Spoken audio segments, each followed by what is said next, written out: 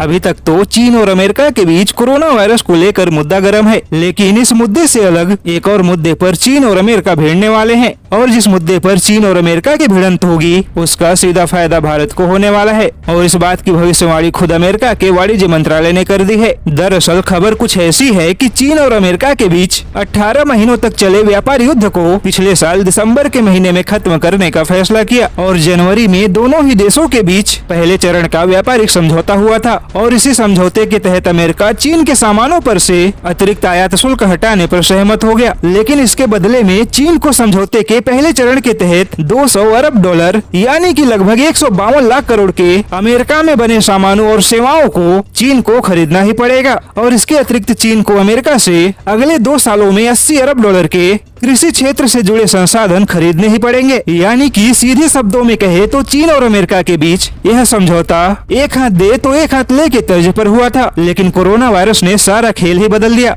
और अब चीन अपने वादे से पीछे हटने के संकेत दे रहा है। जिसके बाद डोनाल्ड ट्रंप ने कहा है कि अगर चीन अपने समझौते से पीछे हटा तो फिर अमेरिका चीन के साथ सारे व्यापारिक समझौते खत्म कर देगा। उसके बाद चीन को जो नुकसान होगा उसकी भरपाई चीन कभी नहीं कर पाएगा। और डोनाल्ड ट्रंप के इस बयान के बाद अमेरिका के वाणिज्य मंत्रालय ने कहा है कि अमेरिका चीन को अब और मौके नहीं देगा, क्योंकि चीन अपना भरोसा खो चुका है और एशिया की दूसरी महाशक्तियां चीन की जगह लेने के लिए तैयार बैठी हैं। और अगर चीन और अमेरिका के बीच समझौता खत्म होता है तो इसका सीधा फायदा अमेरिका का सबसे बड़ा उभरता व्यापारिक साझेदार भारत को होगा, क्योंकि समझौता खत्म होने के बाद अमेरिकी कंपनियां चीन से निकलने की प्रक्रिया को तेज कर देंगी और यह कंपनियां न केवल भारत में जाएंगी बल्कि अमेरिकी प्रशासन भारत के साथ और भी बड़े व्यापारिक समझौते कर सकता है। दरअसल जानकारों का मानना है कि कोरोना वायरस की वजह से चीन की अर्थव्यवस्था को बहुत बड़ी चोट लगी है। चीन भले ही नुकसान को छुपाने की कोशिश क्यों न कर ले, लेकिन चीन अपने समझौते के तहत अमेरिका से बड़े पैमाने पर सामान खरीदने की स्थिति में नहीं है। और अगर चीन अपने समझौते के तहत किए गए वादे को पूरा नहीं करता है तो फिर चीन को अमेरिका की तरफ से मिलने वाले नुकसान को उठाना ही पड़ेगा और इसका सीधा फायदा केवल भारत को होने वाला है।